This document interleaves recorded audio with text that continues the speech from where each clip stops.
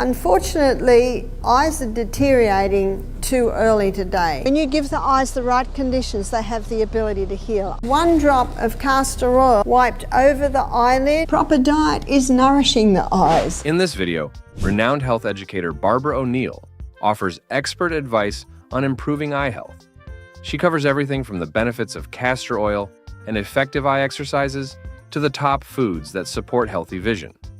Barbara reveals her top 10 tips for enhancing eyesight naturally. Join us as we embark on a journey toward better eye health, starting with a look at the key causes of vision decline. Deteriorating too soon, yeah? Now you have some short-range muscles and long-range muscles in your eyes. The short range, of course, gets you to look at short, long at long. And by the age of 11, those muscles are set. Now, eye doctors are being very concerned today having overexposure to short range and underexposure to long range. One old doctor, he made the statement, he said, we should spend more time looking at the mountains, clouds, tops of trees, birds flying in the air. So if your job is at a computer, ideally every hour you should go and do a bit of long range viewing. And ideally, if your job is on a computer, no computer at night. You've had enough. Eyes need to have, if anything, over long range and under short range.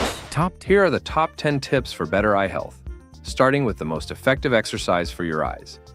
This simple yet powerful practice helps strengthen eye muscles, enhance focus, and alleviate strain for clearer, healthier vision. Rebounding strengthens the eyes. Exercise increases blood supply to the eyes. The reason rebounding strengthens the eyes is when you rebound, you increase blood supply more efficiently and effectively through the whole body. But the particular exercise that strengthens the eyes is when you rebound, you focus on something. So if every 10 seconds on the rebounder, you keep changing your focus. First on our list is sunshine. Sunshine strengthens the eyes too. In his book, Better Eyesight Without Glasses, Dr. William Bates, he said sunshine. Every day we should let our eyes be exposed to the sun. Never should we look at the sun, our eyes will tell us that. But isn't it nice to look at the early morning and the late afternoon sun? And what Dr. Neil Nedley found is that resets our circadian rhythm. That's why I can tell you I've been in the US 2 weeks. One night I woke at 2 a.m. and couldn't sleep again. So I conquered my jet lag. How? By implementing these laws.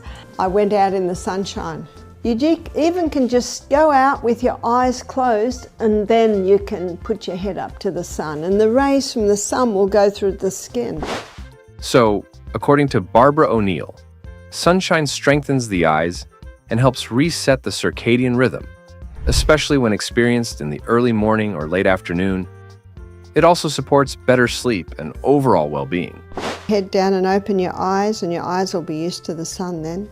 What Dr. Neil Nedley found was that the eyes are a window to the brain and that your eyes are an extension of your brain. So when the ultraviolet rays from the sun go through neurochemical pathways and hit the pineal gland, it resets your body clock. So I found it a great remedy for jet lag, is to let your eyes be outside in the sunshine. Your circadian rhythm is the rhythm that your brain and thus your whole body runs at. And that's sunshine, especially the first hour of light in a day. That helps to reset your body clock, also helps you to sleep better at night. So your eyes need sun because your eyes are taking the sun through to the brain. Since sunlight offers many health benefits, you might wonder whether wearing sunglasses is always necessary. Barbara explains the different scenarios where wearing sunglasses can be beneficial, and when it might be better to skip them, ensuring you make the best choice for your eye health. Say you're going out into a hot summer day and you've got sunglasses on, the eyes can't give a message to the brain. Whereas if we go outside on a hot sunny day, the strength of the sun is being monitored by the eyes and the message is sent to the brain. And when the sun is very hot and very strong, it gives a message to the skin to close up little receptor sites so you don't burn so easily. But if you go out into hot sun with sunglasses on, you can burn a lot easier because your brain didn't get the message that the sun's hot to close the little receptor sites. Here are some situations where wearing sunglasses can be especially beneficial for your eye health. Glasses are not good for eyes. Now, if someone's going to be driving in the city all day, sunglasses can certainly help. If someone's going to go skiing, white snow, blue sky, strong sun. Next is getting adequate sleep. Helps to nourish the cells in the eyes and keep that fluid around them. Next is hydration. Eyes need you to be well hydrated. Use of water. Drinking adequate water helps to nourish the cells in the eyes and keep... Next is stress reduction. Eyes need you to sleep for 8 hours a night, ideally starting at about 9 o'clock. One of the greatest sources of strain on the eyes is prolonged use of technology. Eyes also need you to reduce your technology time. That's one of the biggest eye weakness. William Bates also showed that we need to stop the stimulants because they are dehydrating not only the body but the eyes. He also showed how sleeping at night is essential for the eyes. A lot of eyes are deteriorating too young today because of too much time on technology. Let's take a closer look at cataracts, a common condition often associated with aging. Cataracts typically develop as a result of natural changes in the eyes as we grow older, leading to clouded or blurred vision. However, they can also occur due to other factors, such as eye injuries, prolonged exposure to UV light, or surgeries for conditions like glaucoma. Glaucoma, on the other hand, is a group of eye diseases that gradually damage the optic nerve, which can lead to vision loss or even blindness if left untreated. Barbara delves into the causes of these conditions and highlights natural approaches that may support eye health and aid in healing. From dietary adjustments to lifestyle changes and specific remedies, she offers practical strategies to maintain clear, healthy vision and reduce the risk of these age-related eye issues. There is a way that you can get rid of cataracts, and that is 1 drop of castor oil wiped over the eyelid. It'll go through the lashes. The castor oil will penetrate in through the eyelid and also into the eye through the lashes.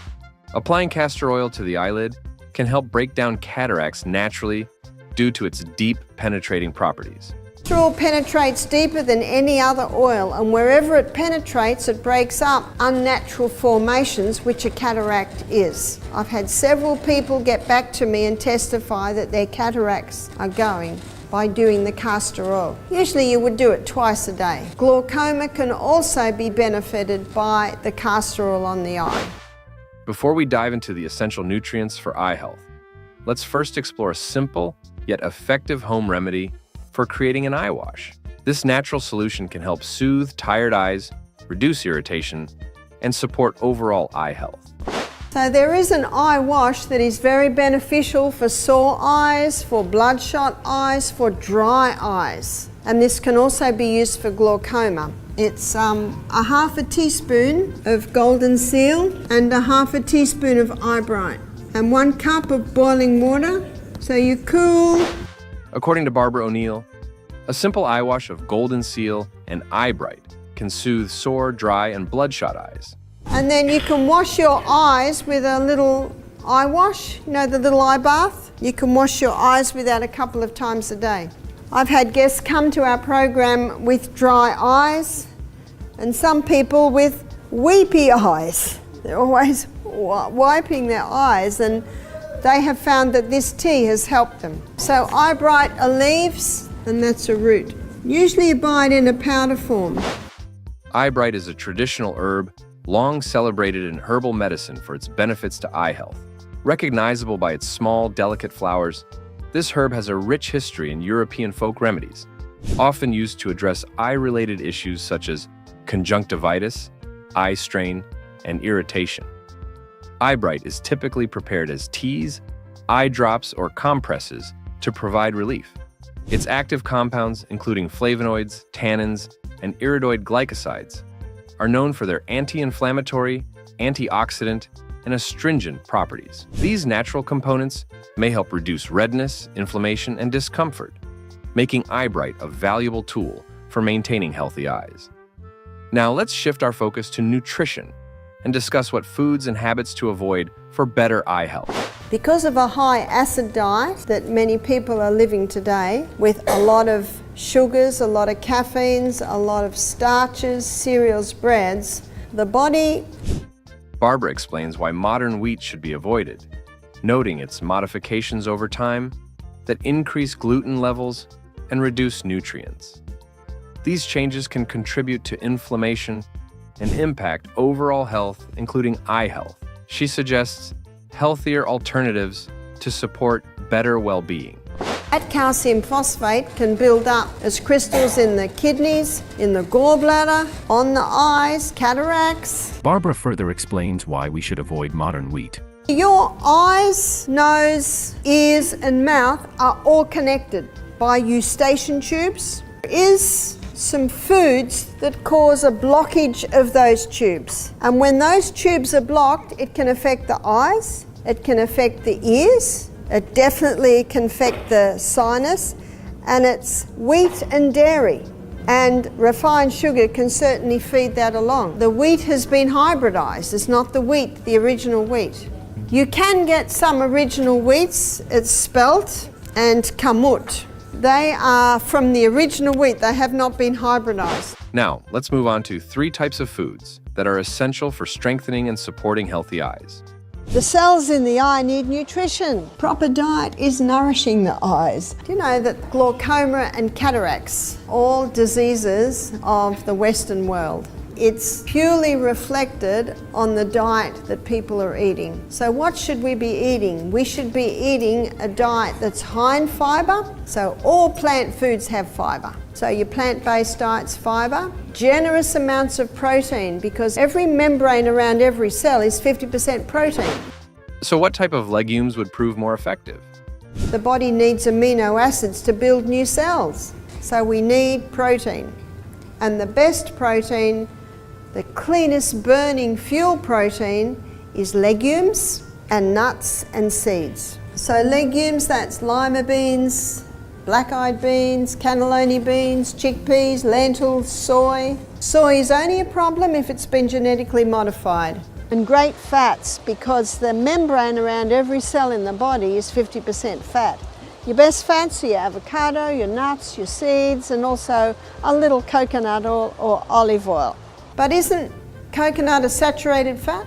There is no proof that saturated fat causes heart disease. Did you know that? In a world where our eyes are under constant strain and deteriorating far too early, it's crucial to take proactive steps to nurture and protect them. As Barbara O'Neill has highlighted, our eyes have an incredible ability to heal when given the right care, be it through simple remedies like castor oil, mindful lifestyle changes, or a nutrient-rich diet.